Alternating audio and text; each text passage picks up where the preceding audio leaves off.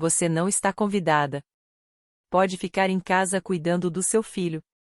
Minha mãe disse isso no jantar de Páscoa, na frente de 23 parentes, enquanto eu ainda segurava o cheque que tinha acabado de escrever para pagar a hipoteca dela naquele mês.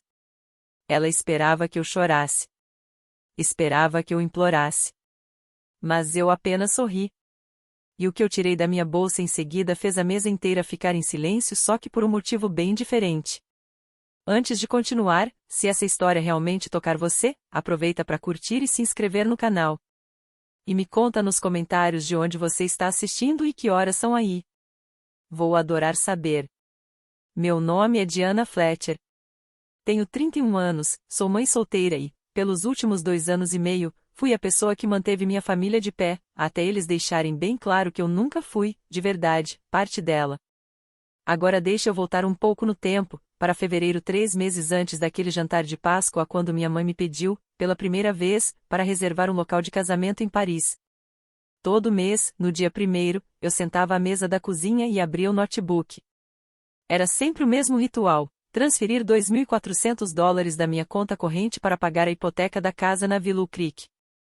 Aquela casa estilo colonial, com varanda em volta, jardim sempre bem cuidado e a bandeira americana que meu pai pendurava a todo Memorial Day. A casa dos meus pais. Onde eu cresci. Esse acordo começou 2 anos e meio antes, depois que meu pai, Gerald, fez uma cirurgia nas costas. 2 discos herniados depois de 30 anos trabalhando na construção civil. Ele entrou em licença médica. Minha mãe, Lorraine, me ligou às 11 da noite, com a voz tremendo. Diana, a gente vai perder a casa. Seu pai não pode trabalhar. Eu não sei o que fazer. Ela perguntou se eu podia assumir a hipoteca por alguns meses, só até ele se recuperar. Alguns meses viraram 30. Eu nunca atrasei um pagamento. Além disso, cuidava das parcelas do imposto da propriedade, marcava a fisioterapia do Gerald e até renovava o seguro do carro quando a Lorraine esquecia. Eu era tipo o suporte invisível da família, e ninguém nunca reconheceu isso. Enquanto isso, minha irmã mais velha, Pamela, morava num apartamento de 2 quartos em Murray Hill, desfilava com uma bolsa de grife mais cara que o meu aluguel e ligava aos domingos só para falar da aula de pilates. Ela não ajudava em nada. Nem com dinheiro, nem com organização, nem com tempo. Mas quando minha mãe falava das filhas, o nome que vinha primeiro era sempre o da Pamela. Eu dirigia um Honda Civic 2017. Toda vez que estacionava na casa dos meus pais, parava ao lado do Lexus RX alugado da Pamela. E toda vez eu repetia para mim mesma: não importa. Você está fazendo isso porque é o certo. Eu guardava cada comprovante bancário, cada recibo de transferência automática. Nem sei bem por quê. Talvez, no fundo, eu esperasse que um dia alguém dissesse obrigada. Mas isso nunca aconteceu. A ligação veio numa terça-feira, no começo de fevereiro. A voz da Lorraine tinha aquele tom doce demais, meio forçado, que ela só usava quando queria alguma coisa. Um pouco mais aguda, esticada como se estivesse ensaiando. Tenho uma notícia maravilhosa, querida. A Pamela ficou noiva. O Grant pediu ela em Aspen. Você precisava ver o anel. Eles querem um casamento em junho, em Paris. Eu respondi: parabéns. E dessa vez eu falei de verdade. A Pamela já estava com o Grant Whitfield há 2 anos. Ele era banqueiro de investimentos, vinha de uma família rica e tradicional de Connecticut, exatamente o tipo de homem que a Lorraine sonhava para a filha desde que a Pam fez 25. Aí veio o pedido de sempre, só que disfarçado. Então, querida, eu e a Pam estávamos conversando e precisamos de alguém que entenda de orçamento e reservas para cuidar do local do casamento. Você é tão boa com números. Eu nem sei por onde começar nesses sites europeus. E foi assim que eu virei a organizadora de um casamento, para o qual eu nem sabia ainda que não seria convidada. Passei 3 noites pesquisando lugares em Montmartre. Pátios de pedra, paredes cobertas de era, mansões do século XIX que pareciam cartão postal. Encontrei um espaço que parecia ter saído direto do Pinterest da Pamela. Uma mansão privada com jardim, terraço e portão de ferro trabalhado. $18.000 pelo fim de semana. 50% de entrada. Eu paguei o depósito. Coloquei meu nome no contrato, meu cartão de crédito, porque a Pamela não queria essa cobrança aparecendo na fatura dela enquanto o Grant organizava as finanças dos dois, e a Lorraine nem tinha limite para isso. No dia seguinte, a Pamela me mandou um e-mail com 3 páginas de exigências. Cores das toalhas, preferências de florista, restrições alimentares da família do Grant. Nenhuma linha de agradecimento. Desci até o final do e-mail e vi um anexo com a lista preliminar de convidados. Passei os olhos rápido. Meu nome não estava lá. Na hora, pensei que ela tinha esquecido. Eu devia ter percebido o padrão muito antes de Paris entrar na história. Os sinais sempre estiveram ali e eu só não quis enxergar. Na minha formatura da faculdade, por exemplo. Eu subi no palco com média 3.8 e um certificado em contabilidade. Meus pais chegaram 40 minutos atrasados. O Geraldi pediu desculpa, a Pan tinha um teste de atuação do outro lado da cidade, o trânsito estava horrível. A Lorraine nem pediu desculpa. Passou a recepção inteira no telefone, dando opinião sobre a gravação da audição da Pamela. Quando meu filho Léo nasceu 2,6 kg, saudável, chorando forte, o dia mais importante da minha vida, a Lorraine apareceu no hospital só 2 dias depois. Desculpa, querida. Eu estava ajudando a Pan na mudança. Você sabe como ela é com caixas. Ela segurou o Léo por uns 6 minutos, tirou uma foto e foi embora para jantar com a Pamela. No último dia de ação de graças, fui eu quem cozinhou tudo na casa dos meus pais. Peru, recheio, purê de batata doce, 2 tortas, 12 convidados. Quando todo mundo elogiou a comida, a Lorraine sorriu e disse, a Pan que escolheu o cardápio. A Pamela estava numa chamada de vídeo, direto de um resort de esqui em Vermont. Ela não tinha escolhido absolutamente nada. Depois daquele dia de ação de graças, eu fiquei sentada no carro, no estacionamento do meu prédio, e mandei uma mensagem para Caroline Voz, minha melhor amiga desde a faculdade, a única pessoa que nunca me fez sentir como se eu estivesse pedindo demais. Eu tô ficando louca ou isso não é normal? Os 3 pontinhos apareceram. Depois veio a resposta. Não é normal. Nunca foi. Fiquei olhando para aquela mensagem por um bom tempo. Depois larguei o celular, subi e fui fazer o jantar do Léo, porque era isso que eu sempre fazia.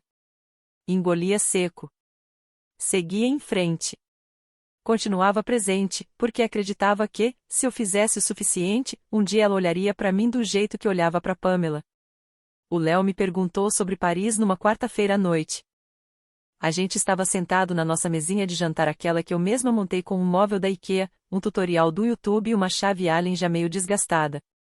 Nosso apartamento era simples, limpo, apertado, funcional. Um quarto para ele, sofá-cama para mim, uma varanda com vista pro estacionamento. Não era grande coisa, mas o aluguel era $1.200 por mês, e eu já me virava no limite. Depois de mandar $2.400 todo mês para Willow Creek, sobrava pouco.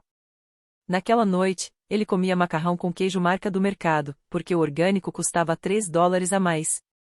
Ele levantou os olhos para mim, aqueles olhos castanhos que pareciam entender mais do que uma criança de 5 anos deveria. Mamãe, a gente vai para Paris também? Ele tinha ouvido a Lorraine falando disso num Face Time dias antes. Só empolgação, planos, Pamela pra cá, Grant pra lá. A palavra Paris ficou na cabeça dele como doce na mão de criança. Vamos ver, filho. Eu odiava dizer isso. Vamos ver era o jeito que adultos diziam não quando a verdade parecia pesada demais. E, para ser sincera, eu nem sabia se estava convidada. Ninguém tinha me falado nada. Depois que o Léo dormiu, abri o notebook. Entrei na conta do banco e comecei a rolar o histórico. 30 meses de transferências. 2.400 aqui, 2.400 ali. Imposto da propriedade. Um encanador que a Lorraine chamou e eu paguei. A coparticipação do Geraldi que ela esqueceu de me devolver. Abri a calculadora. Só de hipoteca, $72.000. Mais o depósito do local, 18 mil. Outras despesas que eu fui cobrindo sem nem me pedirem, uns 8 mil. $98.000. Tirei print de tudo e organizei numa pasta no computador. Dei o nome de finanças da família. Não como prova, era mais hábito mesmo. O lado contábil falando mais alto. 3 semanas depois, eu descobri exatamente por que meu nome não estava naquela lista de convidados. Liguei para Pamela no sábado de manhã, tentando parecer casual, como se fosse só um detalhe. Oi, Pam. Eu estava revisando o contrato do local e vi a lista de convidados que você mandou. Meu nome não tá lá. Você quer que eu me inclua ou você vai cuidar disso depois? Silêncio. Não aquele silêncio de quem está pensando, mas de quem foi pega de surpresa. Ah, ela soltou, puxando o ar devagar. A mamãe disse que já tinha falado com você sobre isso. Na hora, senti como se o chão tivesse saído do lugar. Veio primeiro no peito, antes mesmo de eu conseguir processar. Eu desliguei e liguei para Lorraine. Ela atendeu no segundo toque, já no meio de uma frase sobre dobras de guardanapo. Eu cortei direto: mãe, a Pamela disse que você ia falar comigo sobre a lista de convidados. Houve uma pausa curta, e então o tom dela mudou. Não era defensivo, nem arrependido, era prático, frio, como quem explica um horário no dentista. Ela disse que seria uma cerimônia pequena, que a família do Grant era muito exigente, que tinham certas expectativas sobre aparência e imagem. E então veio a frase, dita com naturalidade: uma mãe solteira com um filho de 5 anos não combinava com o que eles queriam transmitir. Ela deixou aquilo no ar por um segundo e completou: além disso, alguém precisava ficar com o Léo. Eu estava no meu escritório na Henderson & Associates, com a luz fluorescente zumbindo acima da minha cabeça, e vi meu reflexo no vidro da janela. Eu parecia exatamente o que ela descreveu: cansada, comum, fácil de ignorar, o tipo de pessoa que você tira de uma lista achando que ninguém vai perceber. Eu não discuti, não pedi para ela reconsiderar, não fiz nada. Só desliguei. Aquilo não foi um erro. A hesitação da Pamela já tinha mostrado isso, e a forma ensaiada da Lorraine confirmou. Elas conversaram antes, decidiram juntas que eu não fazia parte daquele cenário, e o único detalhe que faltava era como me contar. A tela do celular apagou. Eu deixei ele virado sobre a mesa e fiquei olhando para a parede por um bom tempo. Descobri sobre o grupo de mensagens por causa da minha tia Ruth, irmã mais nova da Lorraine, do tipo que fala demais sem perceber. Ela me ligou para pedir uma receita de Páscoa e, no meio da conversa, soltou que tinha comentado no grupo de Paris que levaria uma mala extra por causa dos sapatos porque aquelas ruas de pedra acabam com qualquer salto. Eu congelei na hora. Grupo de Paris? Ela explicou sem perceber o impacto: era o grupo da viagem do casamento, que minha mãe tinha criado. Eu não estava nele. Ela tentou corrigir rápido demais, mas já era tarde. O desconforto na voz dela entregou tudo. Depois que desligamos, fiquei ali absorvendo aquilo devagar, como quem aperta um machucado só para confirmar que dói mesmo. Minha própria mãe tinha criado um grupo da família sobre o casamento em Paris, adicionou tios, primos, todo mundo, menos eu. E fez isso enquanto eu ainda estava apagando o espaço onde todos iriam comemorar. Naquela noite, a Ruth me mandou um print. Ela percebeu que tinha falado demais e ficou com peso na consciência. O nome do grupo era Paris June, com emojis de torre, avião e taça de champanhe. 47 mensagens, preferências de assento, dicas de hotel, quem ia levar sapato formal, quem precisava renovar passaporte, e, no meio disso tudo, uma mensagem da Lorraine dizendo que eu preferia ficar em casa com o Léo, que nunca fui muito de viajar. Ela reescreveu a história antes mesmo de eu saber que havia uma história. Naquele grupo, eu não tinha sido excluída, eu tinha escolhido não ir. Virei a filha caseira, que não gosta de avião, que prefere ficar com o filho, não a mulher que pagou o local do casamento com o próprio cartão e bancou a hipoteca da casa onde todos estavam se reunindo para celebrar, sem mim. Minha mãe não apenas me deixou de fora, ela se certificou de que ninguém questionaria o motivo. 3 semanas antes da Páscoa, Lorraine ligou de novo, com aquela voz doce de sempre, assumindo que eu diria sim.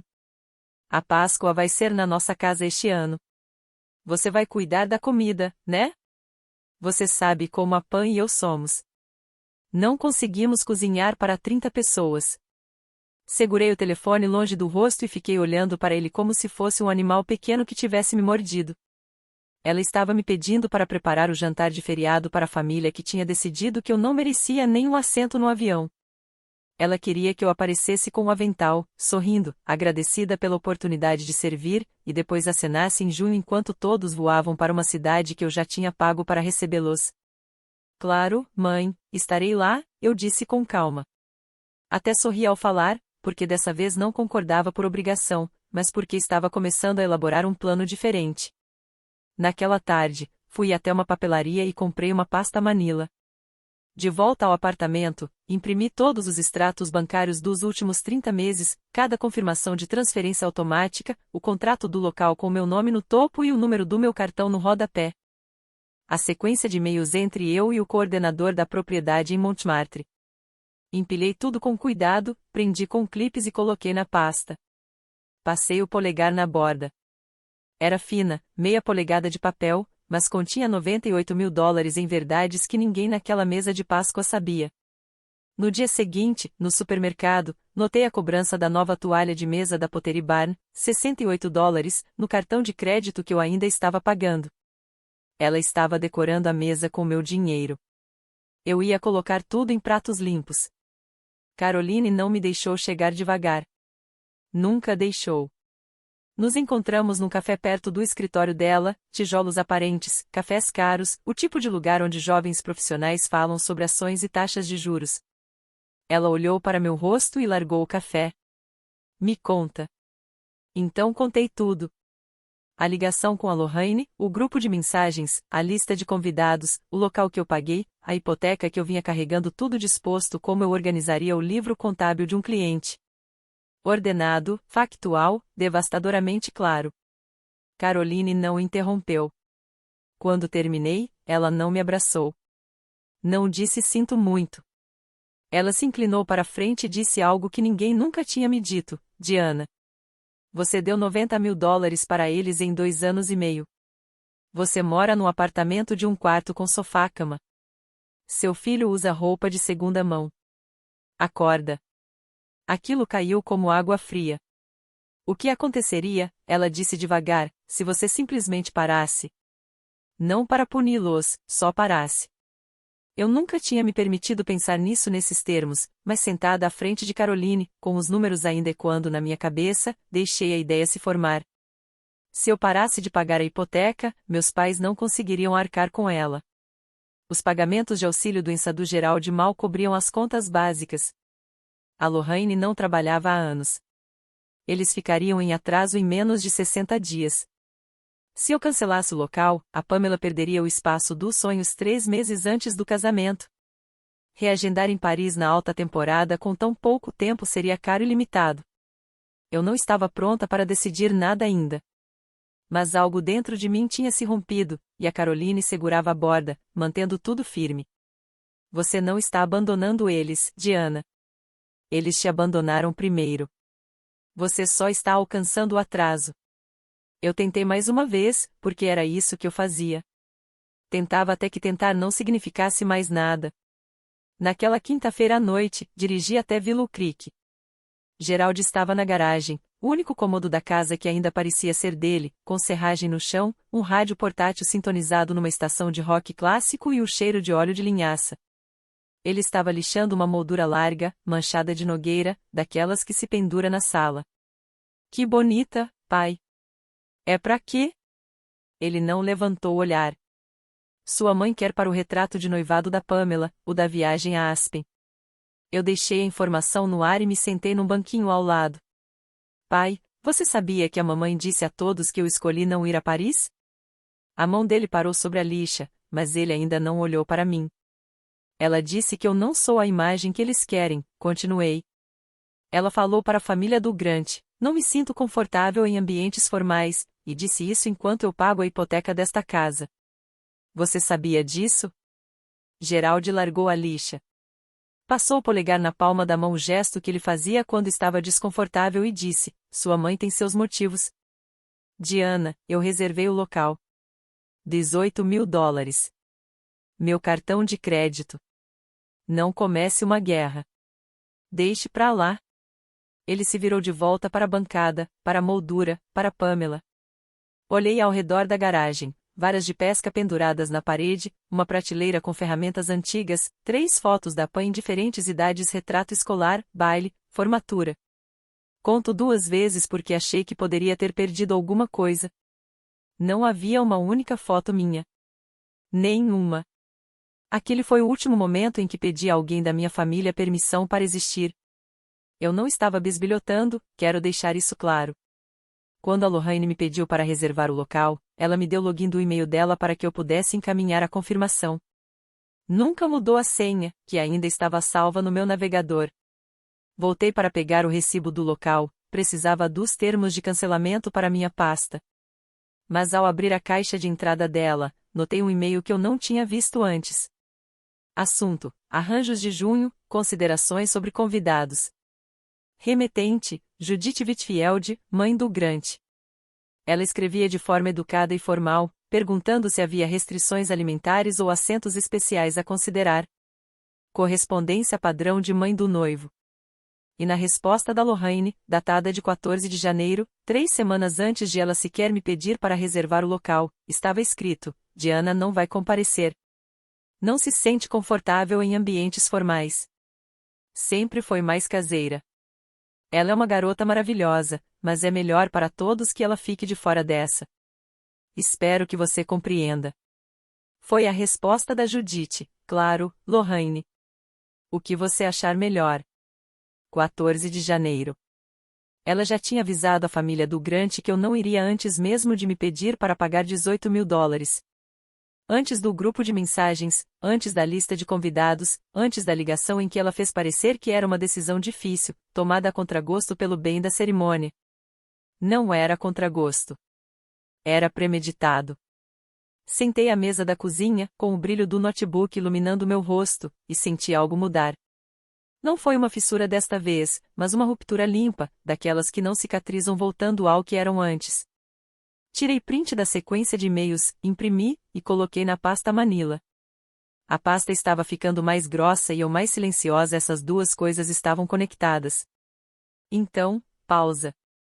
Deixa eu te perguntar algo de verdade. Neste momento, estou sentada com $90.000 em comprovantes, uma trilha de e-mails que prova que minha própria mãe mentiu sobre mim para pessoas que nunca conheci e um contrato de local com meu nome. O que você faria? A. Confrontaria a mãe imediatamente. B. Cancelaria tudo silenciosamente e desapareceria? Ou C. Esperaria o momento público perfeito? Comente sua resposta, porque eu escolhi uma dessas 3 opções. E o que aconteceu depois? Ainda não consigo acreditar que realmente fiz. Na manhã de Páscoa, vesti o Léo com sua calça caqui e camisa branca de botões que eu havia passado na noite anterior. Ele parecia um pequeno cavalheiro, e sabia disso, passando a mão no colarinho no espelho. Vesti meu blazer azul marinho, não o jeans e cardigan de sempre para os jantares em família. Algo mais elegante, que deixava claro que desta vez eu não estava ali para servir. Este ano, levei apenas um prato, uma salada simples. A Lorraine tinha me pedido para cozinhar para 30 pessoas.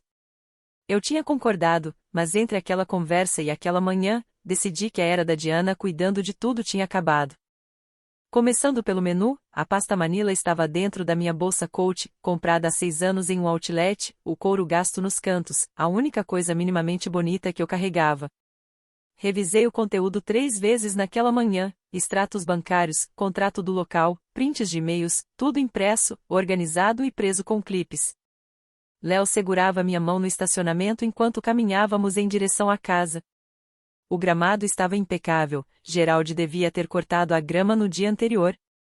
A bandeira estava hasteada. Carros enfileirados na entrada e na calçada, o sedã da Ruth, a caminhonete do tio Pat, alguns que eu não reconhecia e o Lexus branco da Pamela, estacionado mais próximo da porta, como se fosse um trono. Dentro, eu ouvia risadas, o tilintar de taças, a voz da Lorraine se destacando acima de tudo, a regente da sua sinfonia perfeita. Vamos nos divertir, mamãe? Perguntou Léo, puxando minha mão. Olhei para o rosto dele, aberto, confiante, ainda jovem o suficiente para acreditar que família eram pessoas que te amavam. Apertei a mão dele. Não respondi, porque diversão não era a palavra para o que estava prestes a acontecer. 23 pessoas ao redor de uma mesa comprida, a porcelana fina da Lorraine, creme com bordas douradas, herdada da mãe e usada só em feriados, arranjos de tulipas, cidra espumante em taças de cristal, guardanapos de pano com argolas de latão. Tudo arrumado para projetar exatamente a imagem que Lorraine queria que o mundo visse, uma família perfeita, que tinha tudo sob controle. Sentei na ponta mais distante, perto da cozinha, o lugar que sempre me davam. Léo estava ao meu lado, balançando as pernas, já de olho nos pães. Pan sentou-se à direita da Lorraine, Grant ao lado dela, parecendo elegante e um pouco entediado. Gerald ocupava a cabeceira, silencioso como um marcador de livro. Lorraine se levantou. Tocou a taça com a faca de manteiga, o sinal universal de que um discurso estava por vir. Todos, tenho uma notícia maravilhosa. O sorriso dela era largo, ensaiado, radiante. Vamos levar toda a família para Paris em junho para o casamento da Pamela. A mesa explodiu em aplausos e vivas. Tia Ruth juntou as mãos, tio Pat ergueu a taça, os primos se olharam com os olhos arregalados. Pam brilhava, como quem esperava por esse momento a vida inteira. Grant apenas acenou com a cabeça. Esperei até o barulho diminuir e então falei, com voz calma e ritmo medido, qual é a data da cerimônia? Lorraine se virou para mim. O sorriso não caiu, ficou mais afiado, como lâmina refletindo a luz. Ah, querida, ela inclinou a cabeça, como se falasse com uma criança perguntando algo acima da compreensão dela. Você não está convidada. Pode ficar em casa e cuidar do Léo. A mesa ficou em silêncio, não aos poucos, mas de repente, como se alguém tivesse desligado o alto-falante. Garfos pararam, olhos caíram nos pratos. A boca da Ruth se abriu e se fechou. Gerald encarou a toalha. Lorraine voltou-se para a mesa como se tivesse apenas comentado sobre o tempo. Enfim, precisamos falar sobre os hotéis. Estou pensando no dia 6 para a chegada. Ninguém falou nada. Todos naquela mesa esperavam que eu fizesse uma das duas coisas, chorar ou sair. Eram os únicos movimentos que eu conhecia, chorar, pedir desculpas, acomodar ou sair silenciosamente para que ninguém tivesse que lidar com o desconforto. Não fiz nenhum dos dois. Sorri, e senti aquilo de verdade, porque, sentada no silêncio que Lorraine acidentalmente criou, percebi que aquele era o último momento. O último jantar que eu cozinharia para pessoas que não me valorizavam. O último cheque que escreveria para uma casa que não tinha espaço para uma foto minha. A última vez que imploraria por um lugar que já tinha pago. Mergulhei a mão na bolsa e puxei a pasta Manila, colocando-a na mesa, ao lado do prato de presunto glaciado. Já que estamos fazendo anúncios, eu disse, eu também tenho um.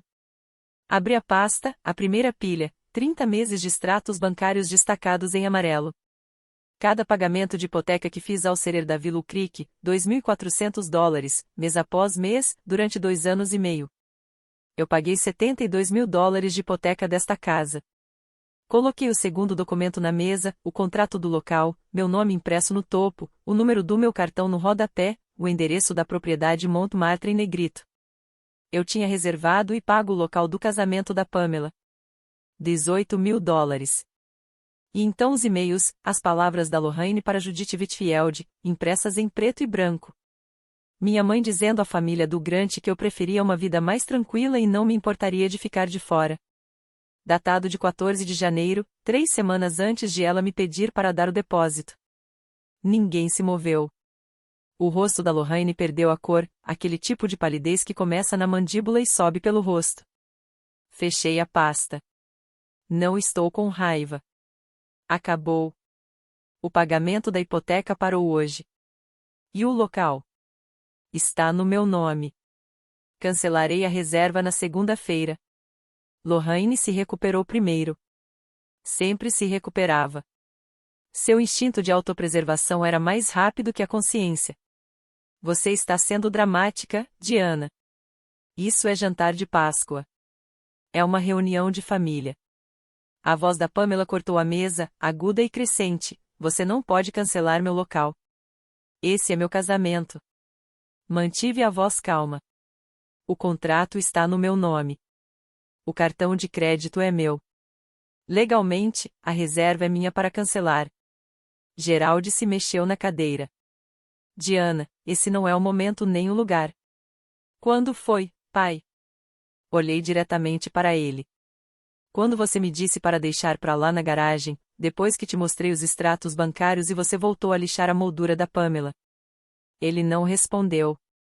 Sua mandíbula se mexeu, mas nada saiu. Os sussurros começaram. Ruth se inclinou para o marido. Espera, a Diana estava pagando a hipoteca. Tio Pat olhou para o Gerald com um olhar que eu nunca tinha visto, algo entre confusão e desgosto. Os primos trocaram olhares pela mesa. A narrativa que Lorraine passou anos construindo Diana caseira, Diana introvertida, Diana que simplesmente não gosta de viajar estava desmoronando em tempo real. Lorraine tentou se recuperar. Se ofereceu. Ninguém a obrigou. Eu pedi ajuda e ela se ofereceu. É isso que família faz. Eu mostrei as mensagens de voz em que ela chorava e implorava. Mãe, fevereiro de 2023. Março de 2023. Pausa. Quer que eu toque aqui mesmo? Lorraine se sentou. Não dramaticamente. Silenciosa, como se o ar tivesse saído do corpo, as mãos planas sobre a mesa. Pela primeira vez na vida, vi minha mãe sem palavras. Levantei-me, peguei o casaco do Léo da cadeira dele e segurei sua mão.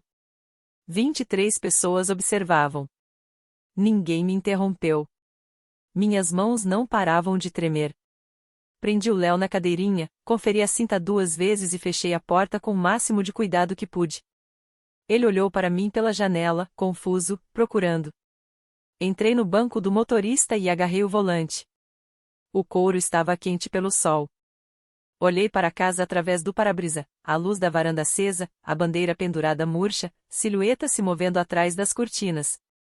Eu conseguia ouvir sons abafados de vozes lá dentro, vozes elevadas. Meu nome provavelmente circulou naquela mesa como algo a ser justificado. Mamãe, por que a vovó está brava? Olhei para ele pelo retrovisor. 5 anos e já fluente em ler ambientes. A vovó e eu tivemos um desentendimento. Filho, não é culpa sua.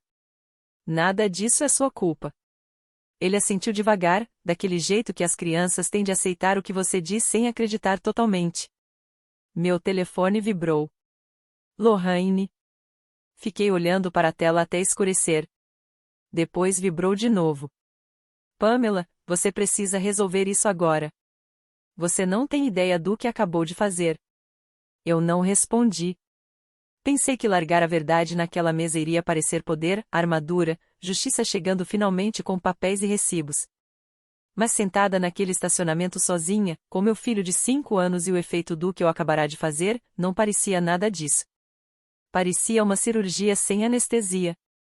Necessária, precisa e absolutamente devastadora. O telefone tocou mais uma vez. Caroline? Atendi. Você fez?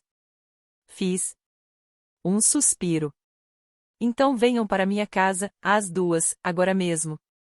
Girei a chave, saí da garagem e não olhei para casa. As primeiras 48 horas foram as piores. Fiquei no meu apartamento com as persianas fechadas, Léo colorindo no chão da sala, meu celular virado para baixo no balcão, vibrando como um inseto preso. Desliguei o toque, mas ainda senti as vibrações se espalhando pelo balcão como um pulso. Lorraine deixou uma mensagem de voz de 4 minutos e 12 segundos. Ouvi uma vez. Ela passou por todos os tons que eu já conhecia, chorando, implorando, negociando, ameaçando. Você está destruindo esta família, Diana. Se você cancelar esse local, nunca vou te perdoar. Eu te dei tudo. Tudo. Gerald enviou uma mensagem de 5 palavras. Por favor, ligue para sua mãe. As mensagens da Pamela chegaram em ondas, 12 textos em 6 horas. As primeiras estavam feridas. Como pôde fazer isso comigo? Depois mudaram. Você é tão egoísta. Sempre tem que fazer tudo girar em torno de você. No último, ela encontrou o argumento que mais importava: os pais do Grant vão nos achar uma piada. Você nos humilhou. Primos e tias também começaram a enviar mensagens. A maioria tinha o mesmo conselho, com o mesmo tom cuidadoso: apenas peça desculpas, Diana. Mantenha a paz. Não vale a briga. Uma prima acrescentou: sua mãe está realmente sofrendo. Sentei no chão do banheiro à meia-noite, o frio do azulejo contra as pernas, Léo dormindo no quarto ao lado. A pressão era enorme. Cada nervo do meu corpo treinado ao longo de 31 anos para pegar o telefone, dizer desculpa, absorver a culpa, restaurar a ordem. O músculo do pacificador era o mais forte que eu tinha. E por cerca de 6 horas, quase cedi. Quase liguei de volta, quase disse as palavras, quase deixei que me moldassem de volta ao formato que eles queriam. Mas então abri meu notebook, a tela acendeu, e a pasta estava ali na área de trabalho, Finanças da Família. Cliquei para abrir. 30 meses de transferências automáticas rolando na tela como uma linha do tempo de tudo que eu dei e tudo que perdi enquanto dava. Janeiro, fevereiro, março. Cada uma $2.400. Cada pagamento confirmado, processado, concluído. O banco não se importava com meus sentimentos. Apenas registrava os fatos. Abri a calculadora. Pagamentos da hipoteca por 30 meses, $72.000. Depósito do local, $18.000. Supermercado, reparos domésticos, copais do Geraldi, cobranças diversas no cartão conjunto que Lohane tratava como conta pessoal, aproximadamente mais $8.000, totalizando $98.000. Eu tinha dado $98.000 à minha família em 2 anos e meio. Nesse mesmo período, dormi em um sofá-cama, vesti meu filho com roupas de segunda mão, pulei consultas no dentista porque o Copa parecia um luxo, e dirigi um carro com a luz de verificação do motor acesa que eu não podia diagnosticar. Fechei a calculadora e abri o navegador. Digitei termos de cancelamento, reserva de local internacional, França. O site do local tinha uma política clara: cancelamento com mais de 60 dias de antecedência implicava uma taxa de $3.000, com os 15.000 restantes reembolsáveis em até 30 dias úteis. O casamento seria no final de junho. Estávamos em meados de abril. Eu tinha tempo. Fechei o laptop. O telefone ainda vibrava no balcão. Eu vi a contagem de notificações subir, 27 chamadas perdidas, 41 mensagens.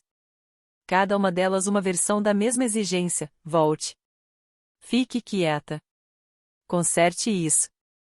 Apertei o botão de desligar e a tela ficou preta. $98.000. Esse era o custo da minha invisibilidade, e eu estava pagando a conta sozinha. Foi a última noite em que considerei voltar. Na segunda-feira de manhã, Margarete Olova me chamou para seu escritório. Ela era o tipo de chefe que mantinha orquídeas na janela e nunca levantava a voz.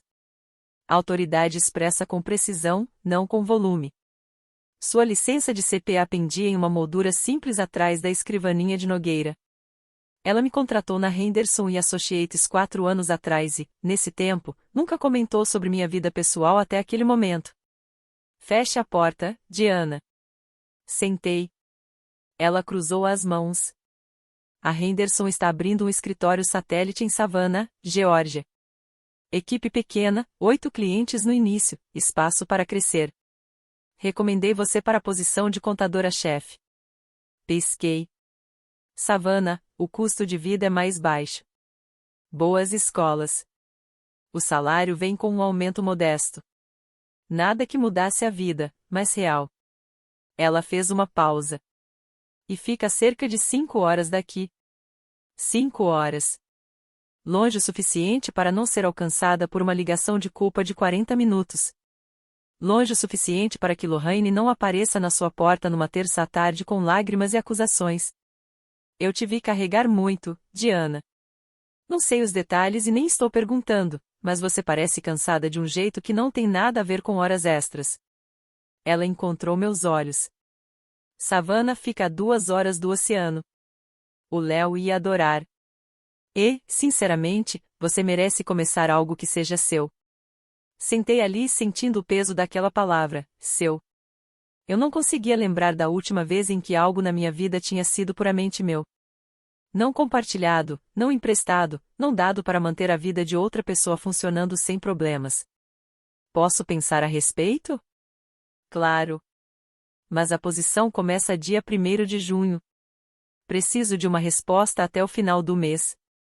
1º de junho, o mesmo mês do casamento da Pam. A coincidência parecia quase intencional, como se o universo estivesse me oferecendo uma saída exatamente quando eu precisava. A ligação veio de um código 828, Asheville, Carolina do Norte. Quase não atendi. Diana, aqui é seu tio Russell. Não ouvi a voz dele há mais de 10 anos. Russell Fletcher, irmão mais novo do Gerald, aquele que Lorraine sempre chamava de o que se afastou. Ele estava ausente de todos os feriados, de todas as fotos de família, de todas as conversas desde que eu me entendia por gente. Quando eu era criança, perguntei sobre ele uma vez e Lorraine cortou a pergunta. Ele escolheu não fazer parte desta família. Ruth me contou o que aconteceu na Páscoa, disse ele, com voz calma, pausada, com um leve raspado de quem trabalha com as mãos. Eu sei exatamente pelo que você está passando porque Lorraine fez o mesmo comigo. Ele contou sua versão. 15 anos atrás, havia sido excluído da festa de 50 anos do Gerald. Lorraine disse à família que Russell não se importava o suficiente para ir. Na verdade, ela nunca o havia convidado porque Russell tinha questionado uma vez como ela tratava o Gerald, e Lorraine não tolerava discordância. Passei anos tentando provar que pertencia, disse Russell. Dirigia 3 horas para cada feriado, levava presentes, segurava a língua. Nada importava. Quanto mais eu tentava, menor ela me fazia sentir. E o que mudou? Eu parei de tentar, me mudei para Asheville, abri uma marcenaria, construí uma vida que não dependia da aprovação dela. Ele fez uma pausa. A parte mais difícil não é deixar, Diana. É aceitar que eles nunca iam mudar.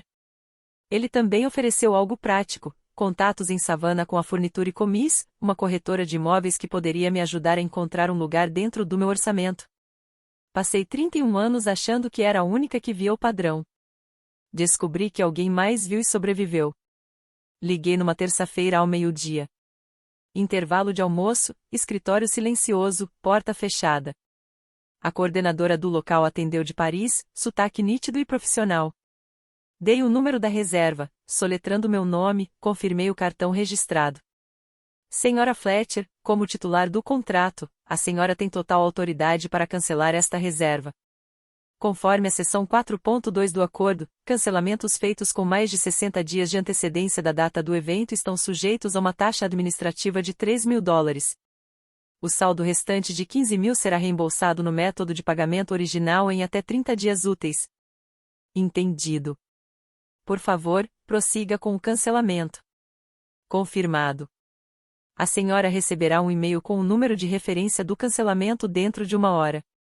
Levou 3 minutos, 2 anos e meio sendo usada, e só 3 minutos para desfazer a maior parte disso.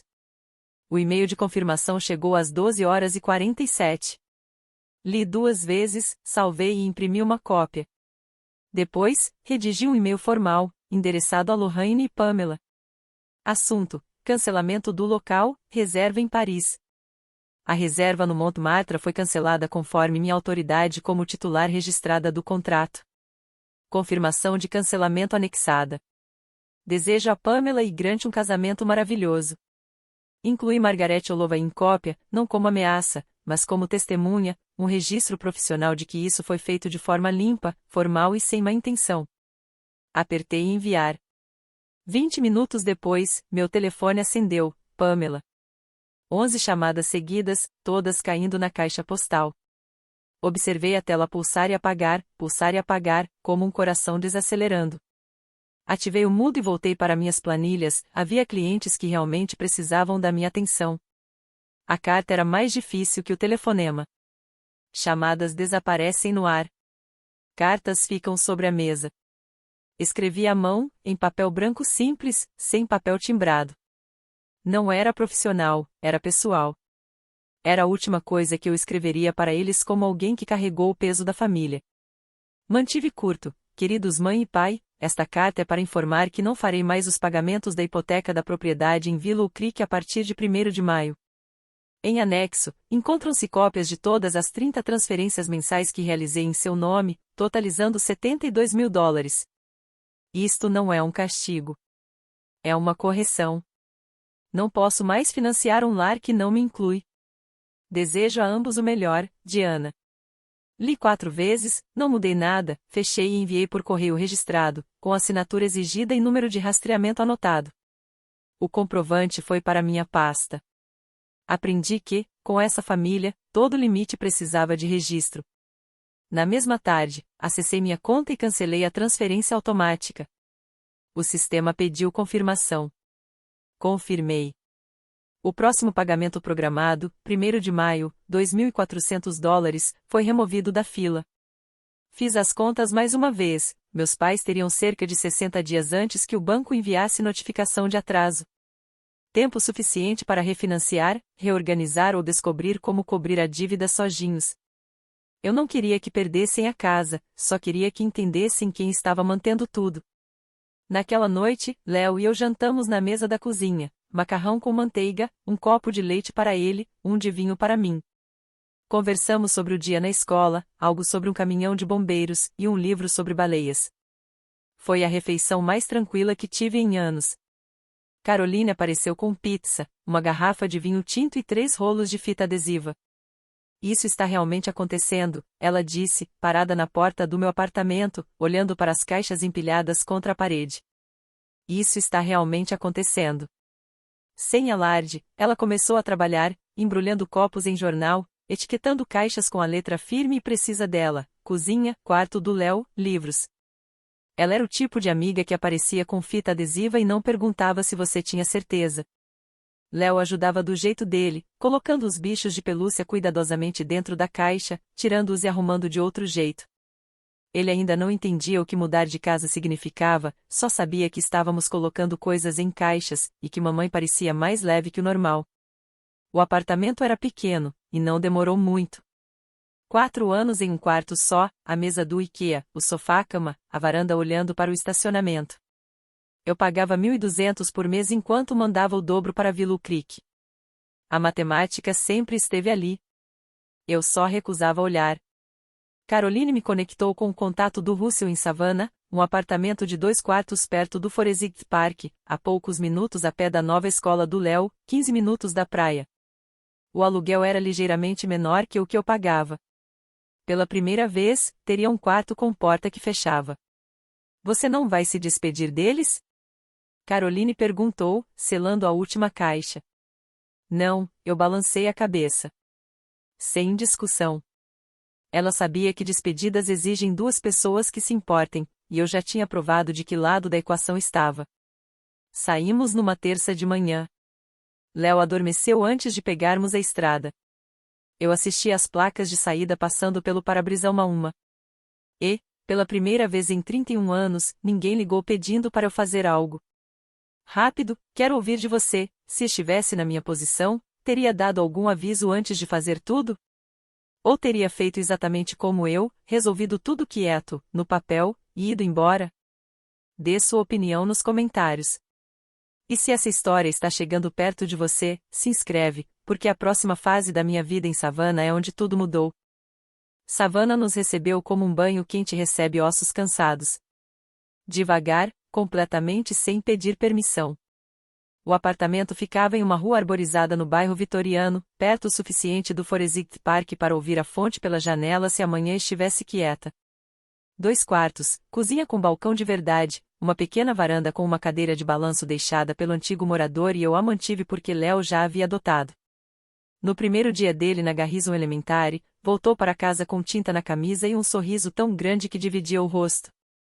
Mamãe, tem uma casa na árvore no recreio e um menino chamado Miles me deixou usar os lápis de cor dele. Eu fiquei na cozinha do nosso novo apartamento desempacotando canecas e senti algo que não conseguia nomear imediatamente. Demorei mais 2 dias para perceber que o que eu estava sentindo era a ausência do medo. Eu não estava me preparando para uma ligação, não estava planejando a vida de outra pessoa, não estava calculando quanto de mim mesma eu ia entregar naquele dia. O trabalho na filial da Henderson em Savannah entrou em ritmo rápido. Nathan, o gerente local, era direto e profissional. Ele distribuía tarefas, agradecia quando eram concluídas e não esperava que eu gerenciasse suas emoções. A novidade disso quase me fez rir. No sábado, Léo e eu fomos a pé até um café perto do parque, ventiladores girando devagar, cheiro de biscoitos, uma mulher tocando violão no pátio. Léo pediu uma limonada e falou seu nome para a garçonete sem timidez. Eu sentei do outro lado com meu café e um livro da biblioteca e percebi que aquele era o primeiro sábado em anos em que eu não tinha nada para fazer por outra pessoa. Silêncio costumava significar que alguém precisava de mim. Em Savannah, silêncio era só silêncio. Caroline me mantinha atualizada, não para alimentar nada, mas porque acreditava que eu merecia saber as consequências da minha própria coragem. O cancelamento do espaço chegou primeiro. Pamela tentou reservar novamente a propriedade Montmartre no nome dela, mas a agenda de verão estava cheia.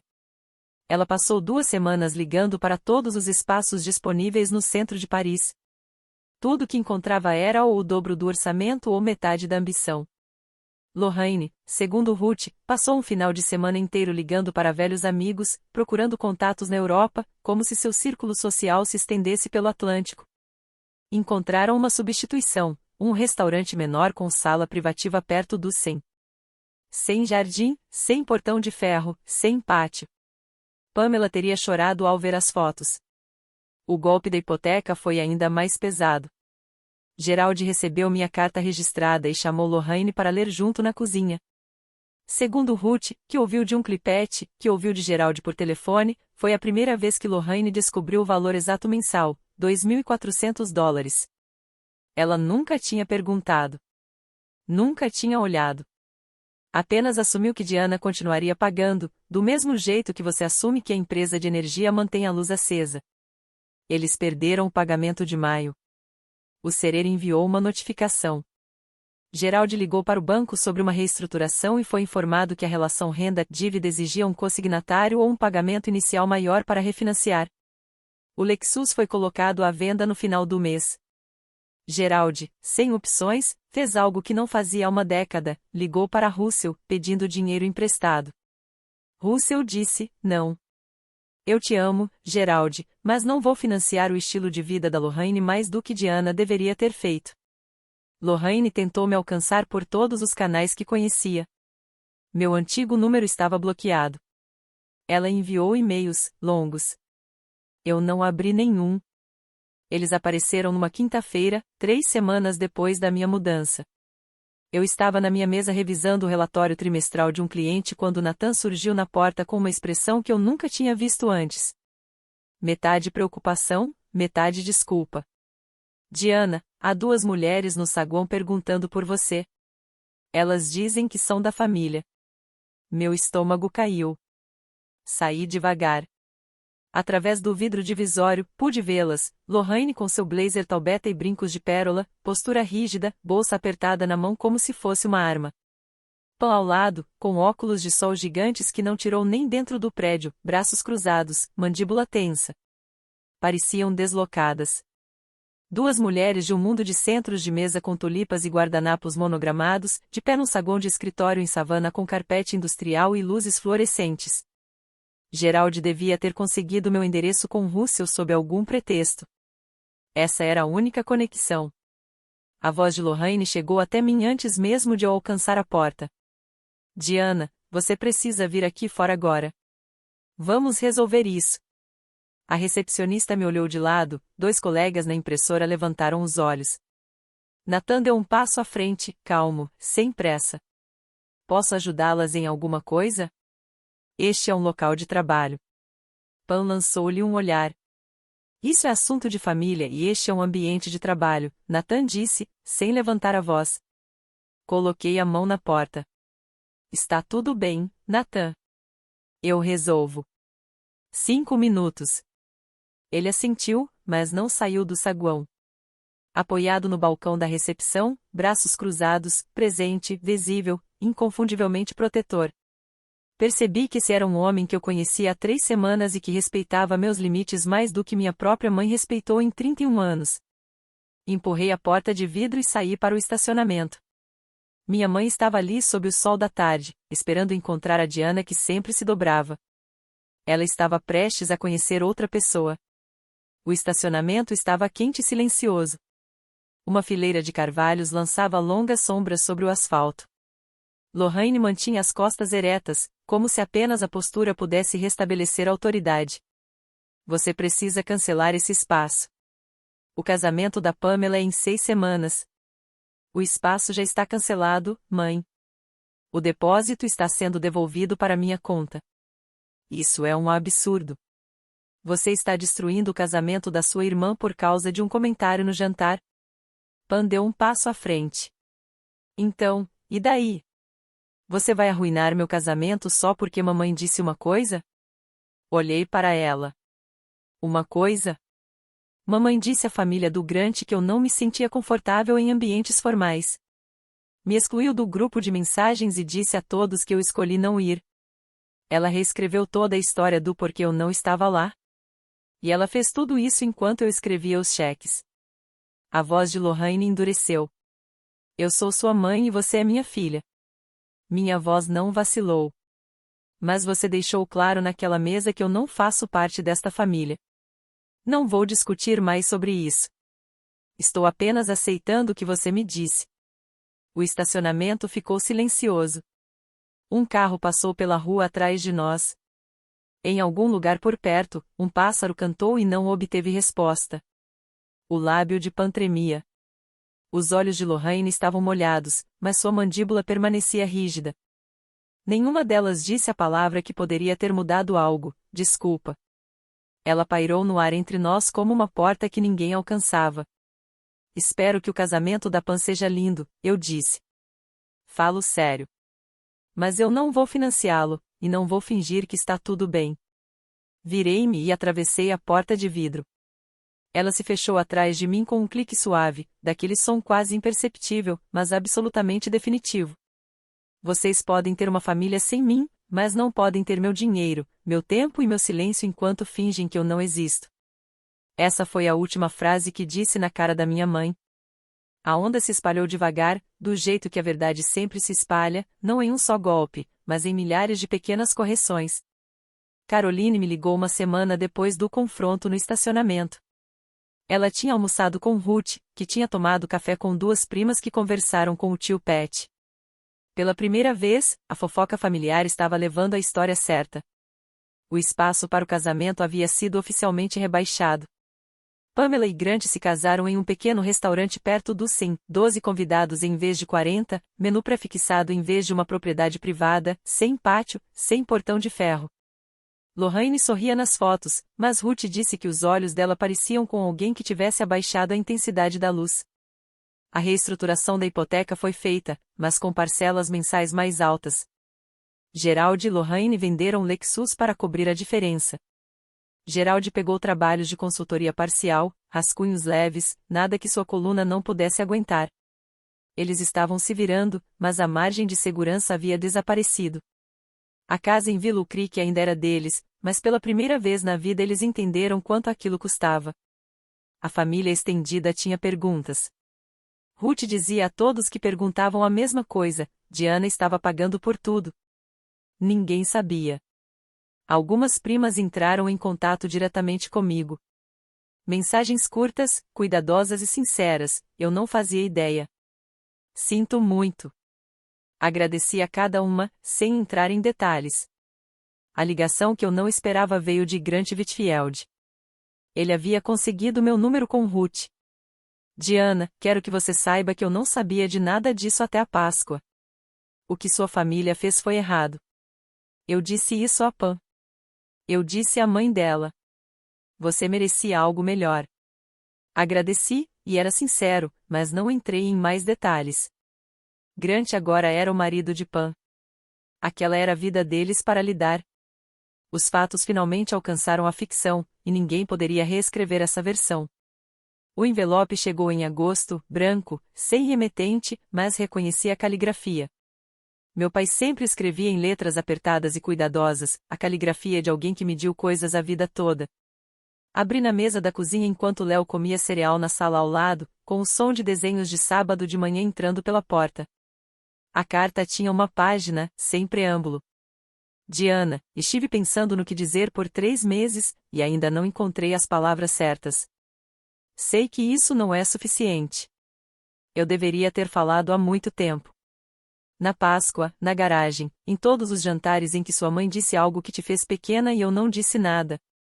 Eu me dizia que estava mantendo a paz. Não estava. Estava mantendo meu próprio conforto.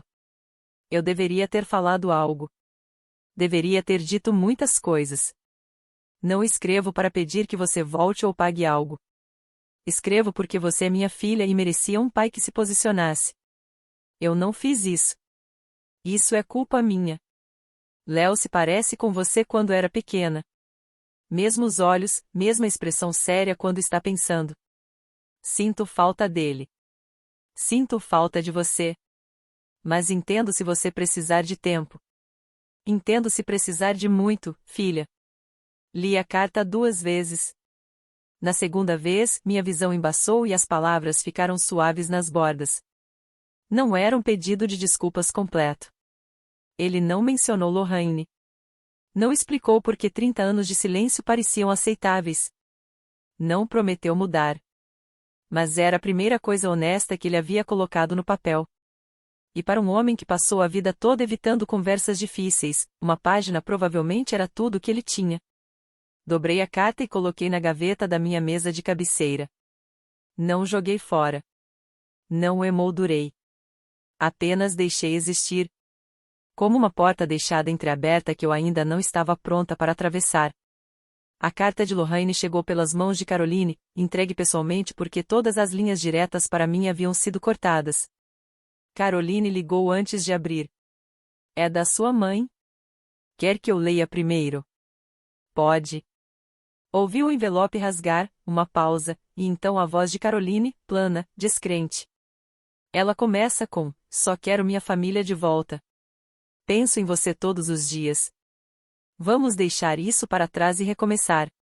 Coisas padrão, culpa, nostalgia, uma linha sobre como a Páscoa foi tirada do contexto. Mas então veio outra pausa. Fatura. Ela anexou uma fatura. O quê? Uma fatura do novo espaço em Paris. O novo lugar custava $7.000 a mais que a propriedade Montmartre. Ela escreveu uma nota no final: esta é a diferença que sua decisão causou.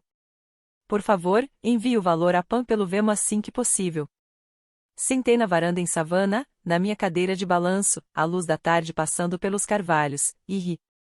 Não de forma amarga, mas genuína, aquele tipo de riso que vem quando algo é tão perfeitamente consistente com tudo que você já sabe que surpresa é impossível. Claro que ela faria isso. Caroline riu também, curta, seca. Juro, essa mulher poderia cobrar pelo próprio funeral. Não respondi à carta. Não havia mais nada a dizer a alguém que consegue anexar uma nota de reconciliação a um pedido de pagamento e não ver contradição alguma. Isso não era uma ponte. Era uma cabine de pedágio disfarçada de ramo de oliveira. Naquela noite, Russell ligou. Estávamos nos falando toda semana, mais ou menos, conversas curtas, calorosas, geralmente sobre marcenaria e os desenhos do Léo da escola.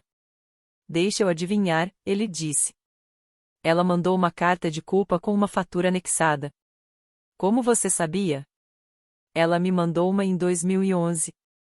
A minha era sobre um depósito de buffet na festa de aniversário do Gerald, aquela festa que ela não me convidou. Alguns padrões, ao que parece, não apenas se repetem.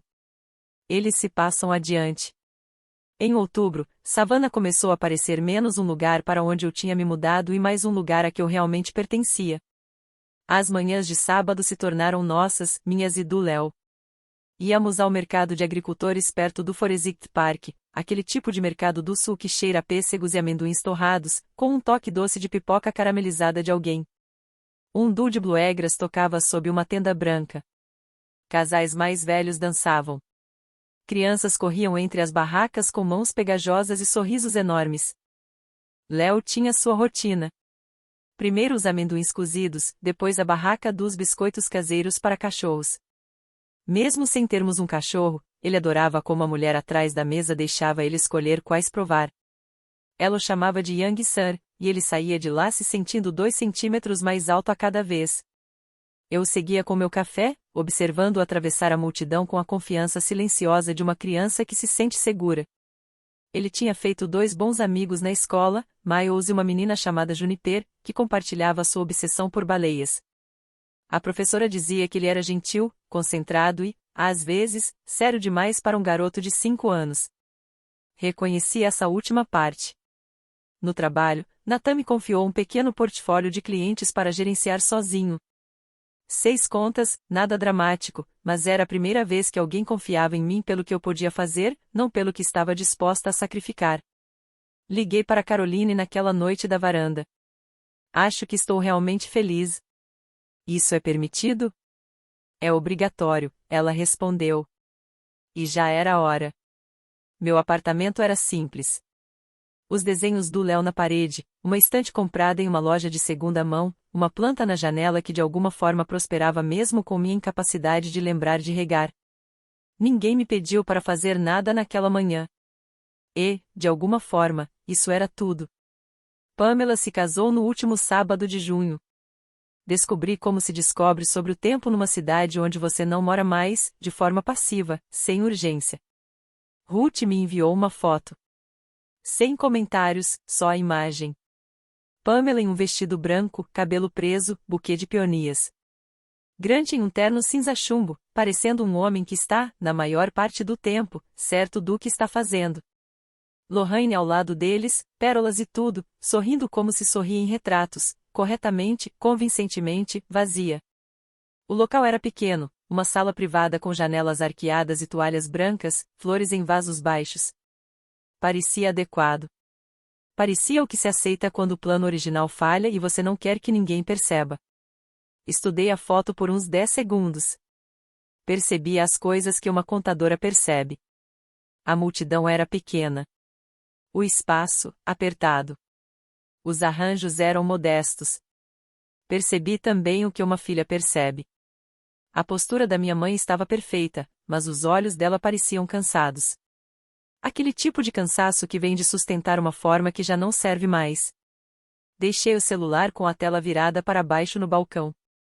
Naquela tarde, eu e Léo fomos para Taib Island, a 15 minutos de casa, para sentir a areia e o cheiro do mar. Ele correu na frente, tirou os sapatos antes que eu pudesse mandar, e mergulhou nas ondas rasas com os braços abertos, como se estivesse abraçando o oceano. Eu sentei na praia e deixei o sol fazer seu trabalho. Não senti amargura. Não senti vitória. Só me senti presente, ali, naquele lugar, com meu filho, numa vida que eu tinha escolhido em vez de uma que me tinha sido imposta. Ruth mandou mais uma mensagem naquela noite. 3 pessoas perguntaram onde você estava.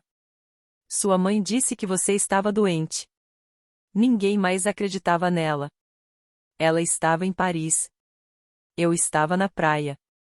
E, pela primeira vez, eu sabia qual de nós estava no lugar certo. Quando as folhas mudaram em savana um processo mais lento e suave do que lá no norte já tinham se passado 6 meses desde a Páscoa, e a paisagem da minha vida estava irreconhecível, para melhor. Os Fletchers, em Willow Creek, haviam reduzido o tamanho da casa. A casa colonial foi vendida em setembro, não com prejuízo, mas também não pelo preço que Lorraine imaginava. Eles se mudaram para uma townhouse de 2 quartos, em um bairro mais tranquilo. O trabalho de consultoria meio período do Gerald cobria o básico. Lorraine, segundo Ruth, conseguiu um emprego em uma floricultura, seu primeiro salário em mais de 20 anos. Pan e Grant estavam casados, mas as rachaduras apareciam. Grant traçou uma linha dura depois da Páscoa. Ele disse diretamente a Lorraine que o que aconteceu comigo era inaceitável, e aquele limite criou tensão. Ruth contou que as ligações de domingo entre Pan e Lorraine passaram de semanais para quinzenais e depois apenas quando Pan queria. A dinâmica que a sustentava, a filha perfeita e sua mãe dedicada, estava se desgastando diante de um genro que não seguia o jogo. Lorraine não entrou em contato comigo com um pedido de desculpa sincero. Eu já não esperava mais por isso. Fui promovida no escritório da Henderson em Savannah, em novembro. Contadora sênior, um título que conquistei aparecendo, fazendo o trabalho e sem pedir desculpas por existir. Léo começou o jardim de infância e já lia acima do nível da série.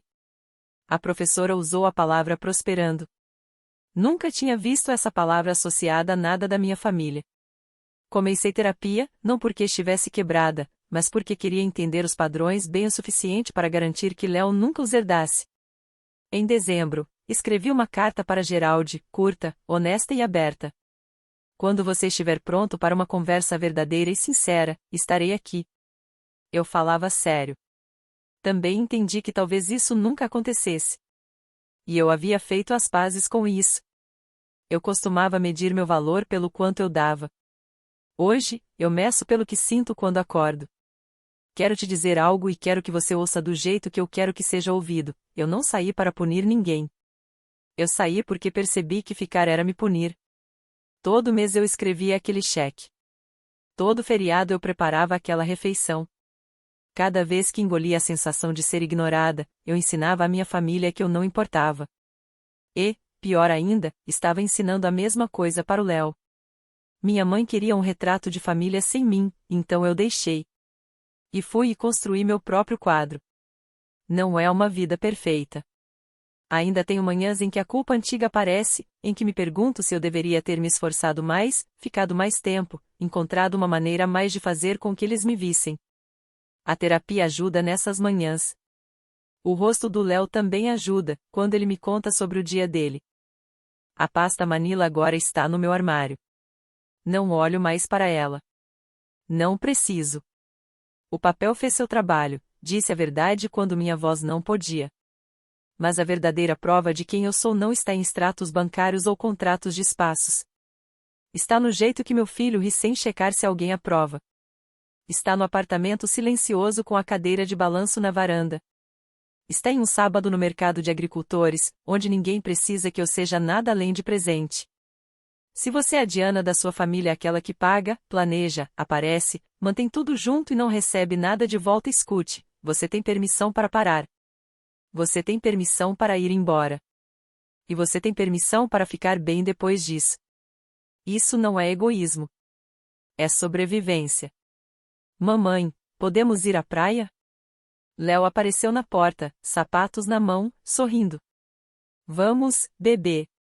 Essa é a minha história, e quero saber qual parte te marcou mais. A. O anúncio no jantar de Páscoa. B. O momento em que mostrei os extratos bancários. Ou C. A carta com a fatura anexada. Deixe sua resposta nos comentários. E se você conhece alguém que precisa ouvir isso, alguém que dá e nunca recebe nada de volta, compartilhe este vídeo com essa pessoa. Tem uma playlist completa de histórias como essa na descrição. Vejo você na próxima. E lembre-se, proteja sua paz,